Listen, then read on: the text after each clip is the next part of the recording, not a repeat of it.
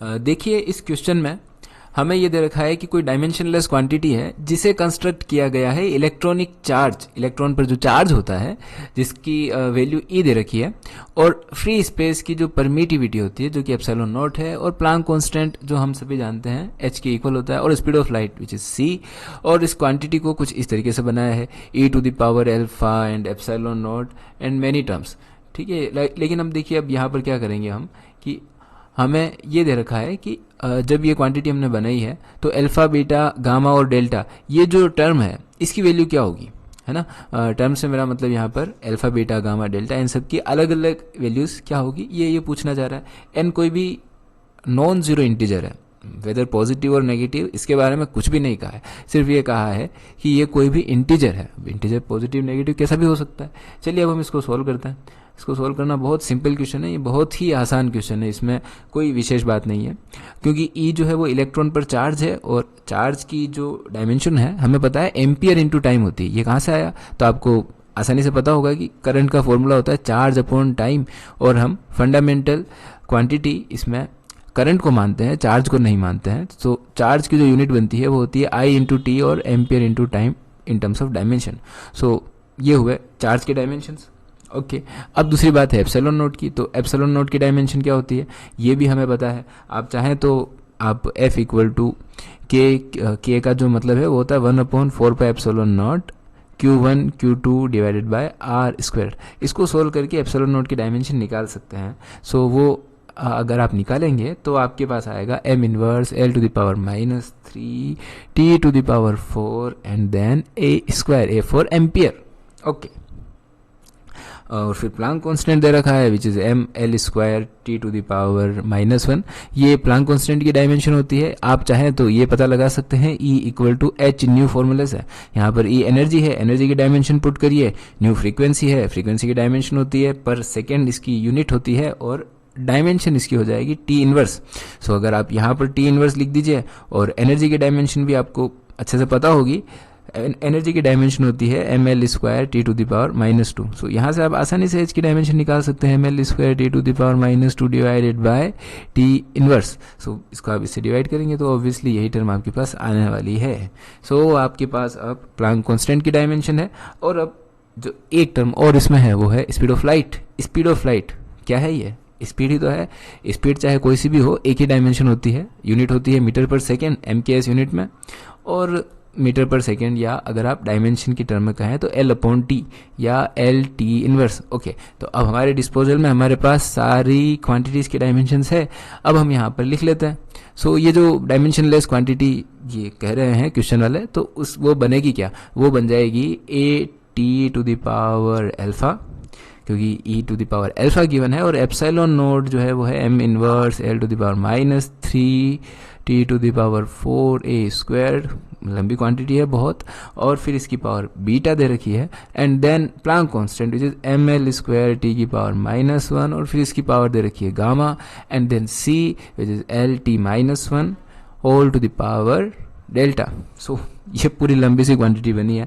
अब आप देखिए कि अगर हम टर्म बाय टर्म सोचें तो m की पावर यहाँ पर है -1, बीटा से मल्टीप्लाई होगा तो माइनस बीटा बनेगा, और यहाँ पर m है की पावर गामा है, सो प्लस गामा, और इसमें m है नहीं तो हमें इसकी चिंता करने की जरूरत है नहीं बिल्कुल भी। फिर इसके बाद हम l वाले टर्म्स ले लेते हैं, तो l टू द पावर यहाँ से है -3 बीटा, और यहाँ से l to the power l के जो पावर है वो है 2 गामा, और यहाँ पर है l to the power delta. Okay, then T to the power यहाँ से आएगा हमारे पास अल्फा, और फिर इस टर्म से आएगा हमारे पास 4 beta, so plus 4 beta, and then इस टर्म से हमारे पास आएगा 2 गामा, सो प्लस 2 गामा, और यहाँ पर सॉरी यहाँ हमने एल टू द पावर जोड़ दिया है, यहाँ हम बात कर रहे हैं टी की पावर। सो एक बार फिर से चेक कर लेते हैं, यहाँ से आया अल्फा, यहाँ से आया 4 बीटा, और फिर यहाँ से आया T to the power minus gamma. So यहाँ जो है हमारे पास आएगा minus gamma. So let's erase this term, यहाँ हमारे पास आने वाला है माइनस गामा। सो 4 बीटा के बाद जो टर्म हमें मिली वो है माइनस गामा, और इसके बाद आ जाएगी, और टी की पावर चल रही है, यहाँ पर आ जाएगा माइनस डेल्टा। ओके, सो और फिर लास्ट एक टर्म और हमारे पास बच रही है वो है ए, एम्पियर। सो एम्पियर की पावर्स क्या क्या आएगी, यहाँ से आएगी अल्फा, और यहाँ से आएगी 2 बीटा, दैट इज इट। और कोई एम्पेयर वाला टर्म हमारे पास यहाँ पर है नहीं। अब ये सारी जो टर्म है जो पूरा ठीक है, तो अब आगे हम क्या करेंगे कि क्योंकि इसने ये शुरुआत में ही कह दिया था कि ये क्वांटिटी डायमेंशनलेस है, और जब क्वांटिटी डायमेंशनलेस है तो सारी जो पावर्स है ये जीरो के बराबर हो जानी चाहिए। माइनस बीटा प्लस गामा जो है ये जीरो के बराबर होगा, तो इससे हमारे पास आएगा बीटा इक्वल टू गामा। इसी तरह से जब हम ये वाला टर्म लेंगे तो क्या आएगा, तो हमारे पास आएगा alpha equal to minus two beta. Obviously इस अल्फा प्लस टू बीटा को जब हम जीरो के इक्वल करेंगे तो हमारे पास अल्फा बीटा में जो रिलेशन आएगा वो ये आने वाला है alpha equal to two beta.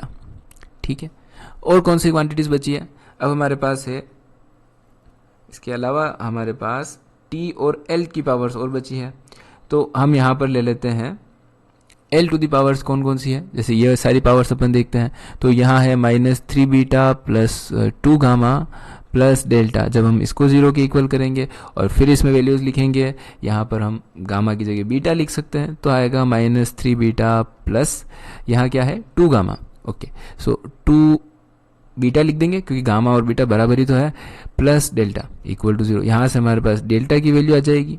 So minus three beta plus two beta which is minus beta, और फिर माइनस बीटा को उधर भेजा तो आया delta equal to beta. Okay, delta beta के बराबर है और बीटा गामा के बराबर है, मतलब कि बीटा गामा और डेल्टा तीनों ही बराबर है। ठीक है, अब हम क्या करेंगे कि यहाँ से बीटा की वैल्यू निकालेंगे। सो बीटा आएगा यहाँ पर अल्फा बाई टू।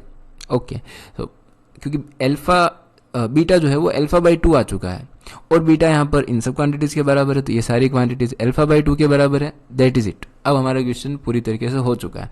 अब क्योंकि यहाँ पर इसने ये मेंशन नहीं किया था कि n पॉजिटिव है या नेगेटिव है, तो अगर हम यहाँ पर n की जगह माइनस n पुट कर देंगे तो जो हमारा रिलेशन है वो आसानी से आ जाएगा। यहाँ पर माइनस अल्फा बाई टू था, यहाँ से अब हम इसको सोल्व कर लेते हैं, तो अल्फा की जो वैल्यू है वो आएगी हमारे पास पॉजिटिव 2n, और फिर बीटा गामा और डेल्टा तीनों की वैल्यूज जो है वो नेगेटिव n आ जाएगी।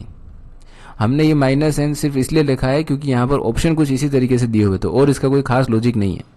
अब देखिए ऑप्शन जो है यहाँ पर ए वाला ऑप्शन मैच कर रहा है 2n minus n minus n minus n, और हमें जो सॉल्यूशन मिला है वो भी इसी तरह का है 2n minus n minus n, इसलिए हमने यहाँ पर माइनस n लिखा और कोई वजह नहीं है। यहाँ पर आप प्लस n लिखेंगे तो ऑप्शन नहीं मिलेगा। That is it.